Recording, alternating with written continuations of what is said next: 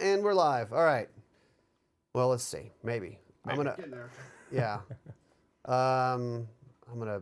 The hamster's warming up. Send it to the internet. The internet sends it to the sites. Do you ever? No one ever thinks about that. How freaking amazing that is. It kind of bounces all over the place. Like if your phone takes more than 5 seconds to load a page, you're like, "Raw!" Like, it is a freaking computer that's like going to space and back. Right. And asking the They servers. dial up with the modems, right? Yeah. Made the little silly sound. Bling blong. Had to download a trailer in the 90s. It took like half an hour to watch a 2-minute video. Right. Yeah. You'd click on something, and then the page would start loading, and you'd be like, all right, I guess I'm going to go get something to drink. Yeah, come back. Right, exactly.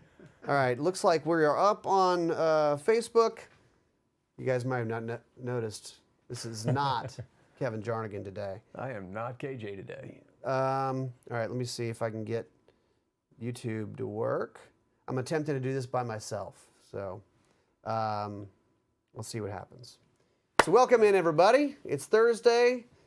This guy sitting next to me, his name's Barret.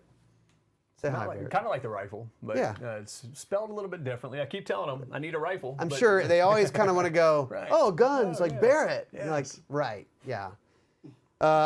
Hey, Luke Capria, Jim. Hello, not KJ. This is what Luke says. Hello, not KJ. Hello, Luke. All right, looks like we're up and running, so let's do this. Welcome in, Gun Talk Live. Gun Talk Live is brought to you by Walther. It's your duty to be ready.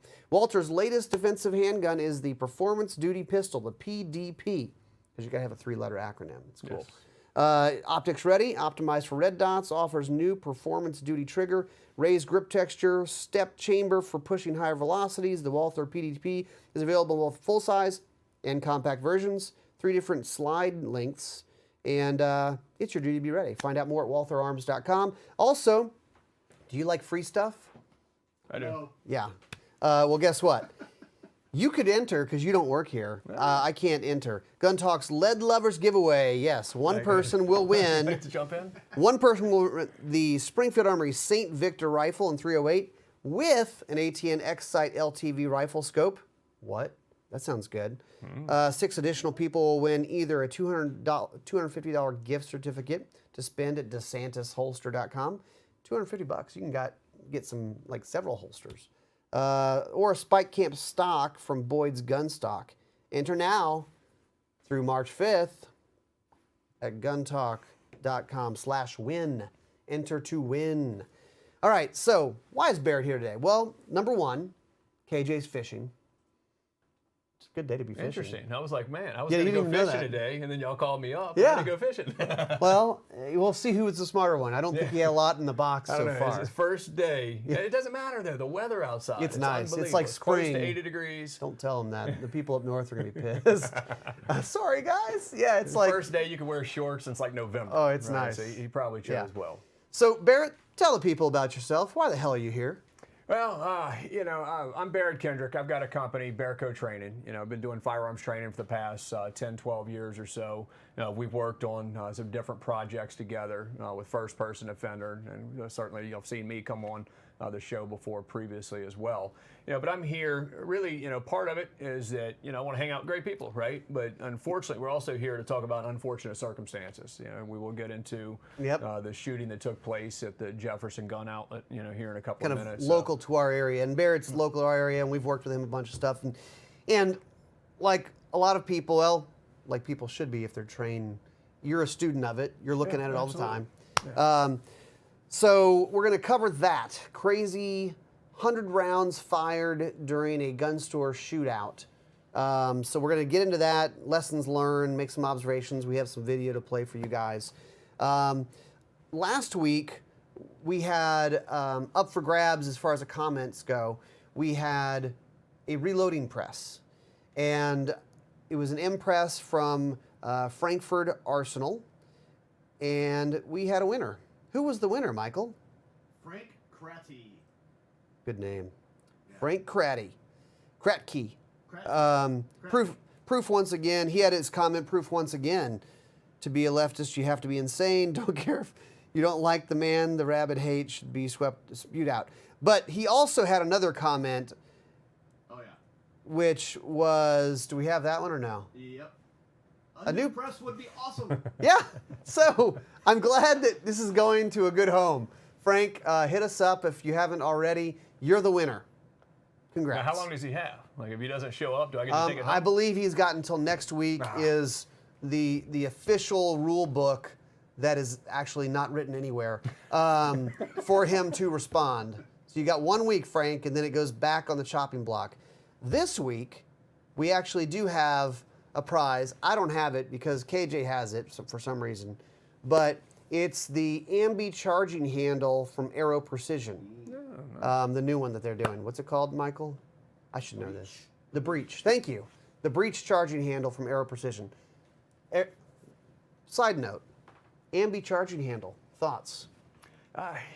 As long as they're not overly large that gets in the way and hangs up on everything, you know, I like them. And that kind of is the same thing in regards to changing out the charging handle.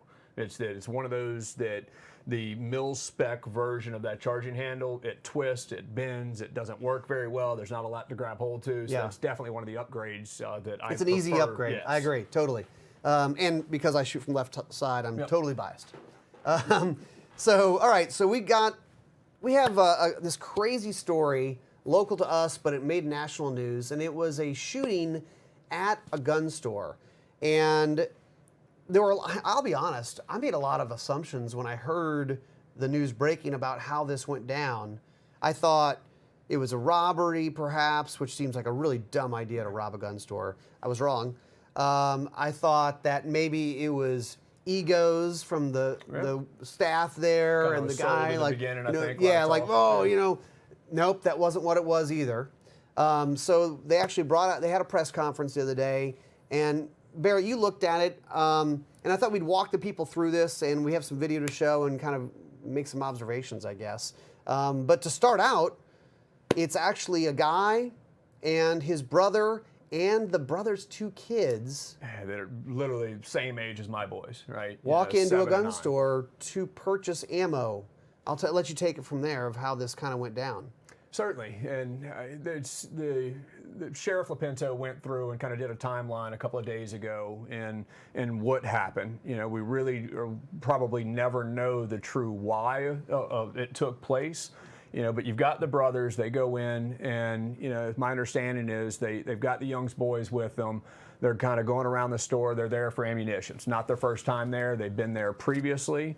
But the Joshua, the shooter, he had, you know, one of your stick magazines hanging out of the firearm, 32-round magazine, you know, hanging out of a Glock handgun to where it was visible to the employees. Right. So at some point, you know, 2 of the employees had noticed the magazine hanging out.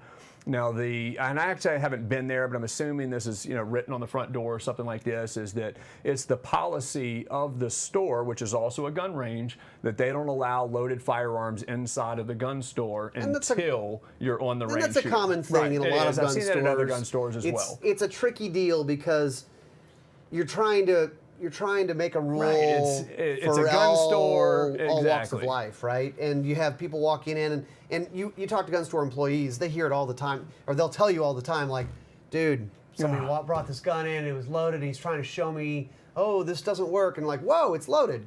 Right, So, it just happened, you know, it wasn't long ago, right? We just saw another video that came out maybe 3 weeks ago, 2 weeks ago. We're in a gun store. It's high definition video. You can look it up, you can find it. But high definition video where you have somebody who pulls his carry gun out.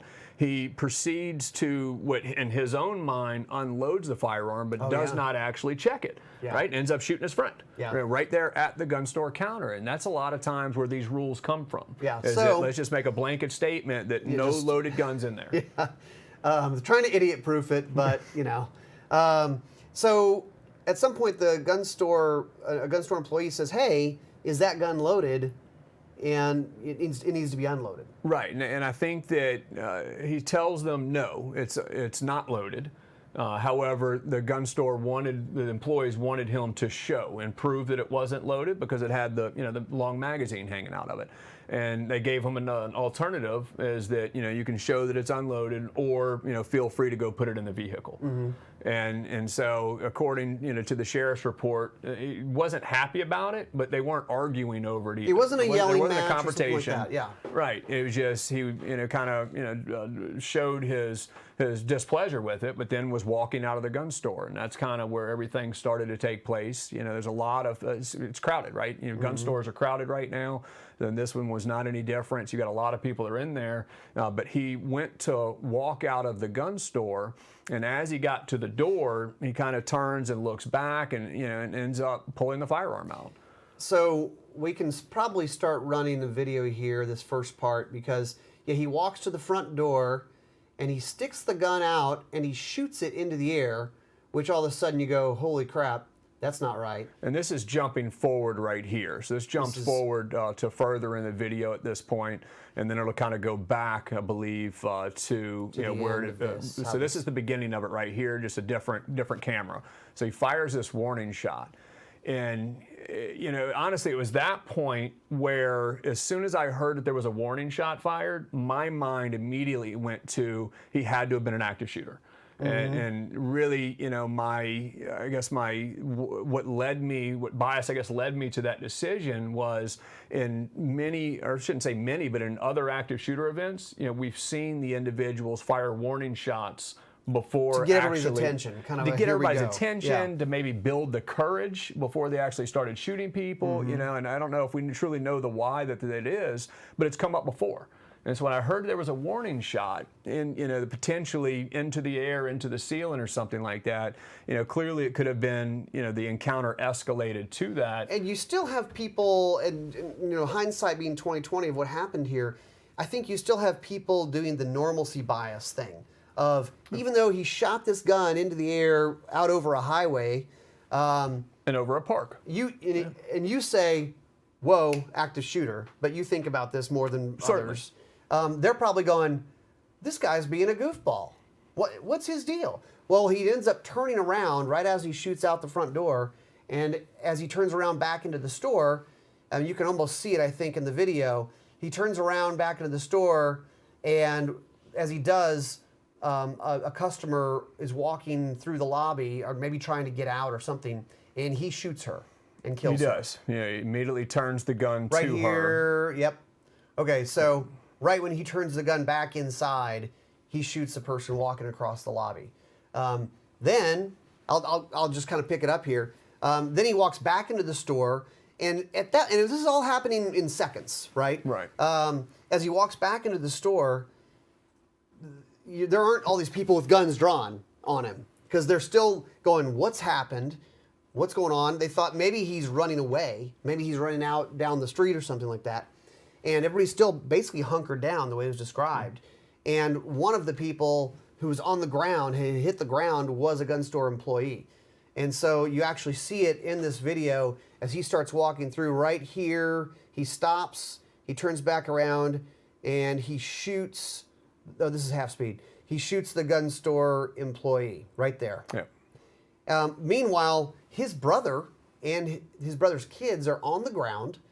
They had hit the ground too, because his brother's going, what the hell is going on here? Right. I guess the sheriff said that his brother, you can see in the video, not the one that we have access to, but the full video, where his brother is trying to call him off. He's kind of like, what are you doing? Right, like, stop. what are you doing? Trying to get him to stop. And I think it was right before this is when the brother actually ran out with one of the other one of the other boys. Yeah. You can see his feet in the back of the hallway. Yeah, you can see that someone running out. Yes. So he basically starts making his way into, I think, where there are a bunch of classrooms for like concealed carry classes and stuff like that. He eventually makes his way back out into the store, and then he is, I think, encountered or confronted by some gun store employees. I think a second time. So it's my understanding, and I think in one of the videos that you can kind of see, when he first shoots the female, he was engaged by gun store employees at that point. And this is a two-story building, so you did have a concealed carry class that was going on the second floor that had 3 instructors there. 2 of the instructors left the classroom to come downstairs, while the 3rd instructor actually barricaded in the room with the students. Right. So he stayed up there. And, it was obviously a pretty hot scene, when the two instructors came out, but they came out and encountered one of the wounded employees at that point. And even while all this was going on, it's my understanding they applied a tourniquet, and potentially saved the guy's life, during the hot scene while, in the middle of all that. Crazy. So it ended up being 2 people or 3 people, including the shooter, were killed, right? Yes. 2 more people were shot.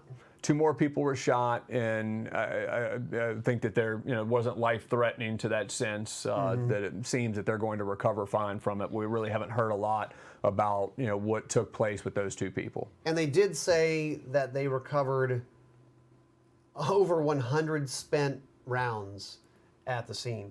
7 of the gun store employees actually did discharge their guns. Right. So if you do the math on that, he had what the sheriff said was a 32-round magazine. I think that they were making the assumptions that it was loaded to capacity, and he shot it all the way to slide lock. So if you knock out roughly 30, that leaves about, on average, 10 rounds per employee. Yeah. That were fired during that incident. You may have some that fired 17 or 18. You may have some that fired less than that. And most of the time at a lot of gun stores, the employees are wearing guns, they are carrying, and because they're typically carrying openly. Yeah. So they're carrying big full-size guns that hold 15, 17, 19, whatever it may be. So not surprising on that. But do you think about this stuff? And this is not one that I don't think any of us would think, oh, this might be the possible thing that happens today. Right. I mean, it's just crazy. At a gun range, at a gun store. Yeah. I mean, what are some observations from this? It's we have to understand that part of it, when the guy shot the female, Veronica Billiot, if I recall her name correctly, there may not have been much to prevent that, right? He fired the warning shot. You can see that she was moving. So if we made the assumption that she was trying to get away from what was taking place, there wasn't a tremendous amount of time, to be able to, put a plan of action into place.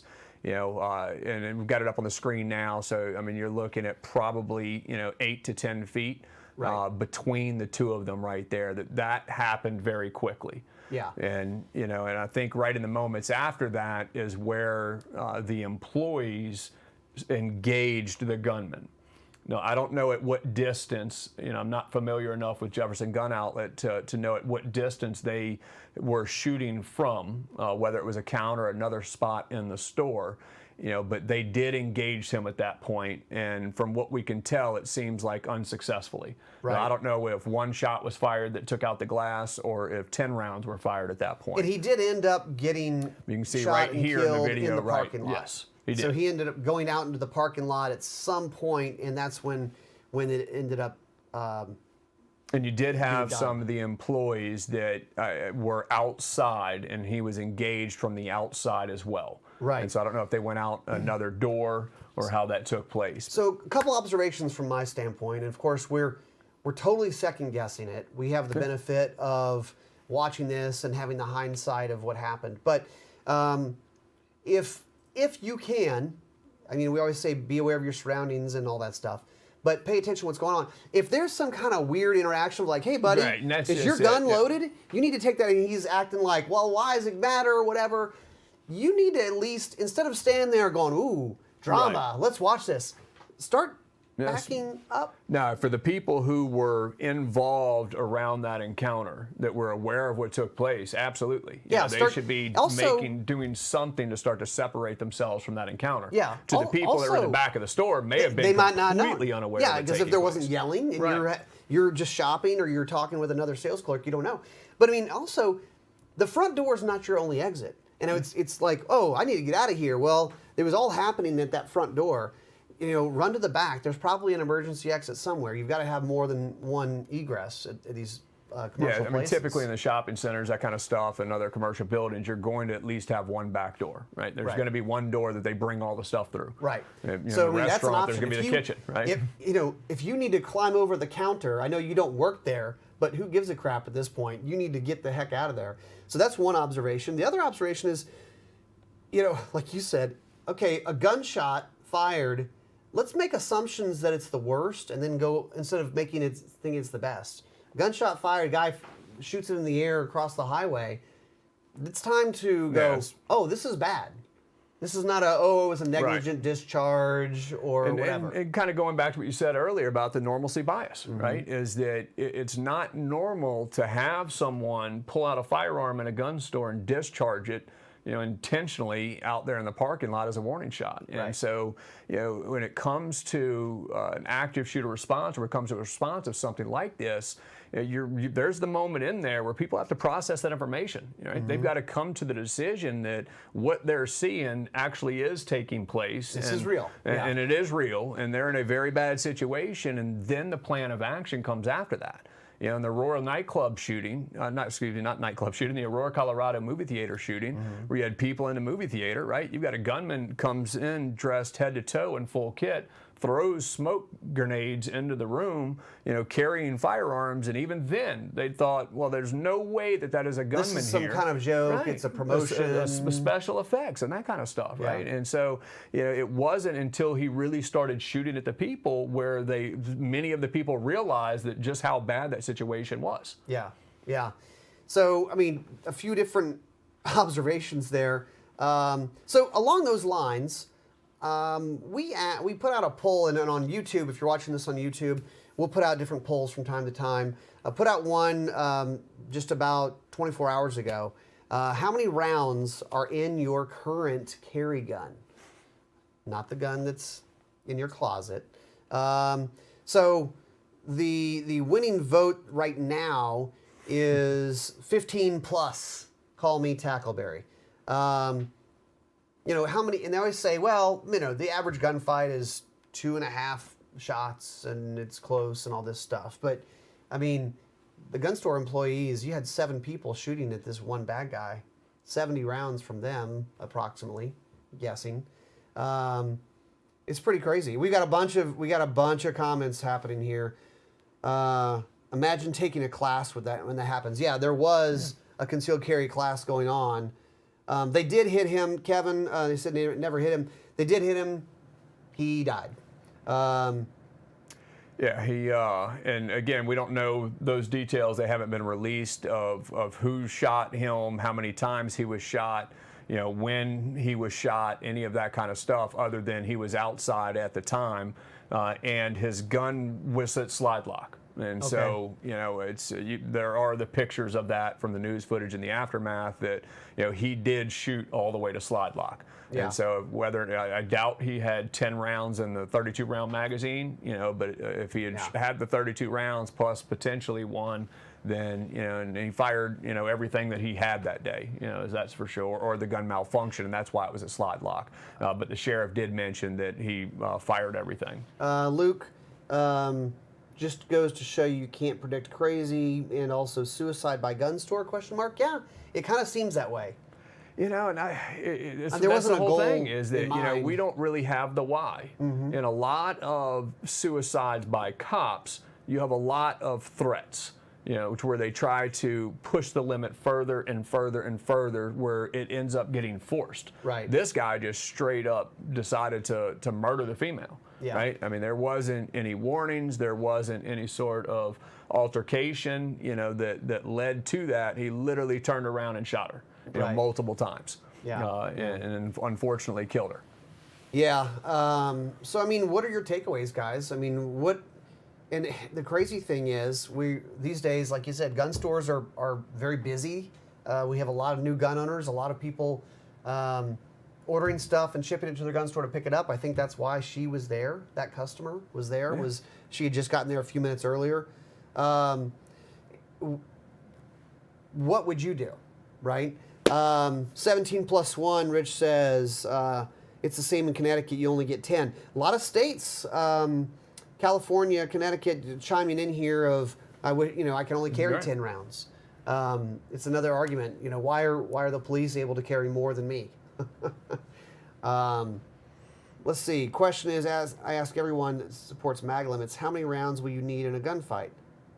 Well, I don't know. I don't know. They needed 70 70. You know, however many, like I said, you may have had one person that fired off 20 Yeah. in there, or potentially more from a reload. Now, it's obviously you can't answer, you know, how many rounds that you need until when. Right. In the aftermath, right? It's in the aftermath. And we do know that if you have a 6-round magazine, your chance of running out of ammunition is a lot higher than the person that carries the 17-round magazine. Yeah, right. It's a math Right? thing. It's a math thing. But I mean, we see it. We've done first-person defender and that kind of thing. They go bang, bang, bang, bang, bang, bang. That's 6 rounds, guys. You're done. And now, how many of you practice your mag reloads, or how many of you carry an extra mag? You know, Right. Is the reload even a possibility? Because Yeah. you have to carry it. And so for a lot of people, you know, they carry the 6-round magazine and get forced and shoot to slide lock in order to reload. Do they actually have a reload with them on their person to even make that a possibility? it isn't even an option. Right? Or You're in is the it going middle to of change something. anything? And that's, Right. you know, if you look at the history of events, it's not like there's this, you know, this large group of people who have shot to slide lock, have been forced to reload, and that has changed the outcome. It's virtually non-existent. Yeah, it doesn't happen a lot. Right, and it's, you know, most people who use firearms in self-defense, and we were talking about this a minute ago, you know, fire a total of 0 rounds. But if you had to press the trigger, then it also, statistics show it's not a single shot. You know, most of the time it is multiple rounds. Especially handguns. Handguns, Yeah, they're bad at it. they don't They're not work as magical. well. They're not that powerful. I mean, I don't want to get shot with one, but Yeah. That it's- sheriff took 12 shots. Yeah, Showed that it's- video oh the other gosh, day. yeah. Yeah. When we covered that recently, 12 shots at almost point blank range, and then the guy finally went down. Right. You know, even here locally, it wasn't 12, but I remember here locally there was a shooting a couple of years ago, and it's all on video. And you know, the good guy, you know, fires the shot, and it was almost like you could see this, you know, look on his face, like, why didn't the guy go down? Yeah. You know, but the bad guy absorbed it like it was a paintball round. Yeah. Like it didn't even happen. Right. And Yeah, it's almost like, and I've heard this multiple times, and it's like they get shot once, and then they go, "Damn, you shot me." Yeah. And it's like, I mean, if they were real angry, they're just going to keep coming. They're just going, or they're going to keep shooting, or whatever it is. So, all right, in the states that limit mag size, do they limit the number of mags you can carry? And You know? you know, not familiar with all state laws. You would think that the answer to that is no, but you know, it's obviously some states have gotten more restrictive over the years and have tried to legislate around somebody having, you know, more options available. So there certainly, you know, could be states that have restricted that kind of stuff. Yeah. You know, here local to us, you know, we're not limited on the amount of magazines that you carry. You're limited on the amount of magazines that you want to carry. Yeah, I mean, you want to carry. That's you know, kind of going back to the poll a minute ago, right? You know, how many, what was the number again? Yeah, Winning? so I mean, you've got is 15 plus is the biggest number. Second is 24% said their carry gun is 7 to 10 rounds. Something I can carry most of the time. And that's, yeah, I've taught concealed carry classes, you know, for 12 plus years at this point, and you know, thousands of students over the years. And obviously, a big question I've always gotten over the years is, you know, what's the perfect gun for self-defense? Well, you know, at the time, you know, I carried a Glock 19, you know, when I first got into teaching those courses, and you know, so a lot of people saw that I carried that and then would try to duplicate that. And Right. over years, you had a lot of people all of a sudden they weren't carrying because that firearm was too big for them. So I Right. guess for the poll, you know, are we talking about carrying it on your person? And if you're carrying it on the person, you know, if most of the people who answer that poll are carrying a 15 plus magazine on the person, that's awesome, you know, but Yeah, there is a it's between, impressive. right, it is. But there is a balance, you know. Something you I will carry a carry. Glock 17 a lot, most of the time, right? Yeah. So I'm carrying 17 plus 1 in the gun, but it's And then a also spare mag. Yeah. but Yeah. it's also a much larger firearm than what most people want to conceal. You know, certainly there are plenty of people that carry full-size firearms concealed, you know, but I don't know that ends up being the majority there. No, I think most people end up and the nice thing is, this is the nice thing, in the last couple of years, we kind of have a new category of these micro compacts that still hold a pretty nice amount of ammo. The SIG P365, the Hellcat, if you know, the Glock 48. 48, especially with like the metal magazine. The shield mag. Yeah, the shield I mean, mags. now you can have a pretty nice size carry gun that's holding somewhere between 10 and 15 rounds It's a little bit smaller than like a Glock 19. So just something to think about. We just wanted to cover this because it's a kind of a wild story, trying to get your mind thinking a little bit. So don't let me forget, if you have commented, you are entered to win the Aero Precision Breech charging handle. Somebody asked what a charging handle was, Tia. I think they answered that for you. It's for an AR-15. And then also go to guntalk.com/win to enter to win. You can win a Springfield rifle, ATN scope, and DeSantis stuff, and Boyd's gun stock, all kinds of stuff. So go there. Thanks for watching us. We'll see you next time. Thank you.